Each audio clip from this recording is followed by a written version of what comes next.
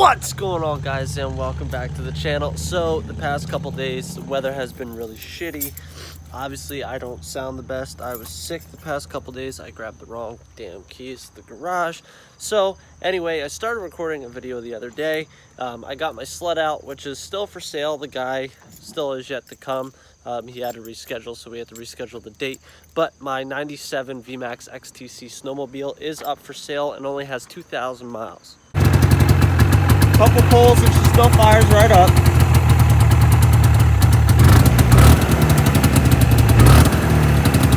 Oh man, I think I'm gonna miss this thing, truthfully. So this was actually the first type of vehicle, anything with a motor, that I redid that was wrecked. Almost everything that I've had was wrecked, and you know, that kind of comes back to this sled right here. That's why the Camaro was wrecked. That's why the second Camaro was wrecked when I bought it. This sled, the control arm and the ski was messed up. This whole underside, you can kind of still see where it was a little bit of cave-in marks and stuff like that. And the hood was smashed. Paid $550 for this thing in 2010 with only, I think, 1,400 miles on it. Since now, you know, it's 2018 now, this sled has 2,017 miles on it. All in all, we spent $75 on the hood, got a used control arm and a used ski, and this thing has been a freaking animal, but I just don't have the time to ride it anymore. So unfortunately, hopefully it goes to a good home today, somebody that will actually ride it and actually use it. But this sled, man, I have had it for the past 8 years and I love every moment of it. Anyway, enough riffraff with the sled. If you guys are honestly interested in buying a snowmobile, let me know. My main goal for today is to finally get that bolt off the headlight. I forget how I got it in, and it's not just the headlight itself, it's the whole headlight assembly. Once I can get that off, I can mount the bumper properly and see what we're looking at, see if we have to make any last minute tweaks and adjustments. And also, I do know that the hood still needs tweaked a little bit more. So we're gonna get into that today. Finally got one of my old Bass Pro hats. I had one of these back when we first started the channel. So let's get into it, guys, and see how far we get today. All right, so after messing with it for, let's say, almost 10 minutes, I finally got it out. It's really tight inside there, and I don't have a short 10mm socket, so that really sucks. I'm gonna have to get some more tools.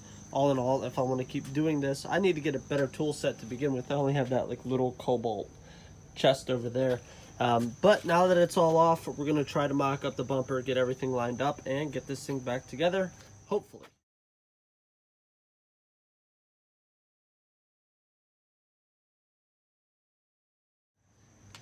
All right, so I just remembered something that I did out of my own stupidity.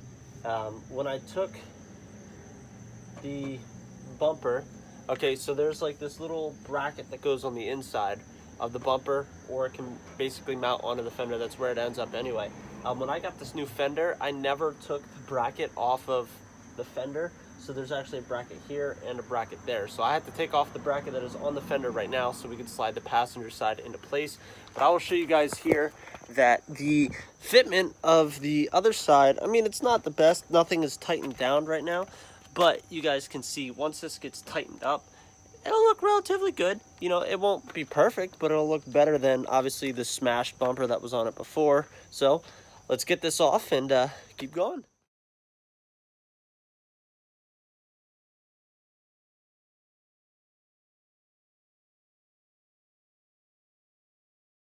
All right, so those of you guys that were not familiar with what I was talking about, this is the piece right here.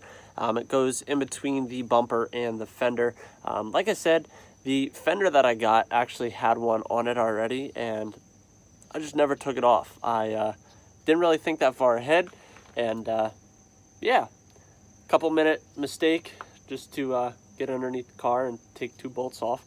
But it is off. We can officially mount this back up. The one other big thing that I completely forgot about, but I think that doing the JDM quick release bumper will help hold this into place. The headlight assembly that I got, the actual like brace, the self-tapping screws that go in the top 2 portions right up here, the bolts are actually gone.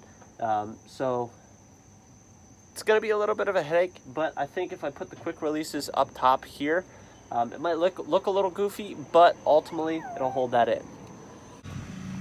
So the top is not mounted in and tightened just yet, but the bottom mocks up pretty decent. Don't mind, everything's just so dirty right now. But one thing that I did notice, this piece right here with it being cracked, it kind of angles up a little bit, like over here. Not too big of a deal. The biggest thing that I did notice, and it is the same thing with the other side over here with the top just being flexed, this hood is so far out of alignment. Now keep in mind now, it's not completely down, but this end over here mocks up a lot better than over here. This one looks kind of funky because this sits up kind of high, but this is actually about where it should be. Once this seeds down, it needs to shimmy over a bit, just a hair over on this side, and then once it's all the way down, it'll look good in the middle. But down here, this has to come down quite a bit down this way just to kind of give it that flush look. But we are getting someplace.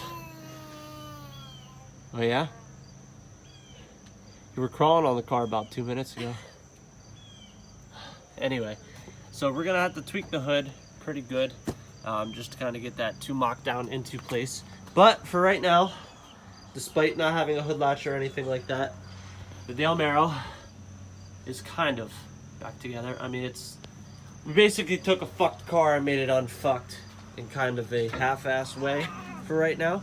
But overall, I mean, other than this trim over here needing to be taken off, and then the side skirt need to be painted and put back on over here, we'll be completely painted here soon, and then we can go ahead, clean the car off, and put even more layers. The bumper, the hood still needs a lot more coats to obviously look like the side over here.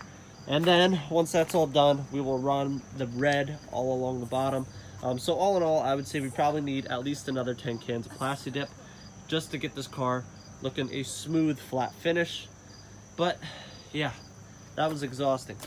So while we wrap up today's video, I just want to say thank you guys for all of your support throughout the whole process of the Dale Camaro. I know it's not the best way of obviously doing a third gen, but we are making leaps and bounds now. At least I feel like it's starting to look like a car again.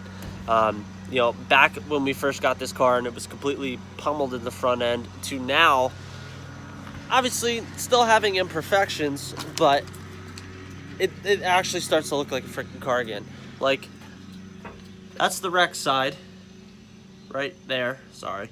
That's the wreck side there. So you guys can see it's starting to slowly come back together.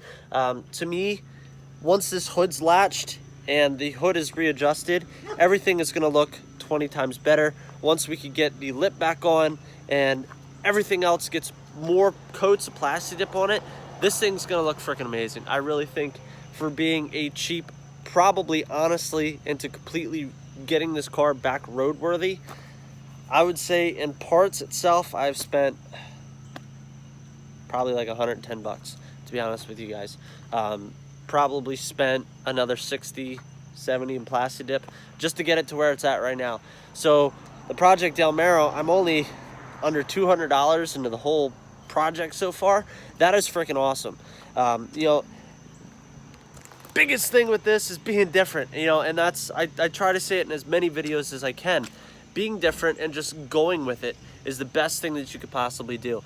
When somebody sits there and can mock my channel and be like, oh, look at this fucking idiot doing this to a third gen Camaro, who the fuck cares? It's my car, you know what I mean? Like, ultimately, I'm gonna have a blast driving it, especially once it's motor swap. Once we get the motor that we're putting in this and the trans that we're putting in this, it's gonna be a freaking whirlwind of fun, you know? So ultimately, the main goal was to have a drag car here, and that's what we are going to do, is have a drag car, and it's gonna look cool while we're doing it, because it's not gonna be very often that you see a car that's a Dale Earnhardt replica car going down the drag strip or passing you on the road.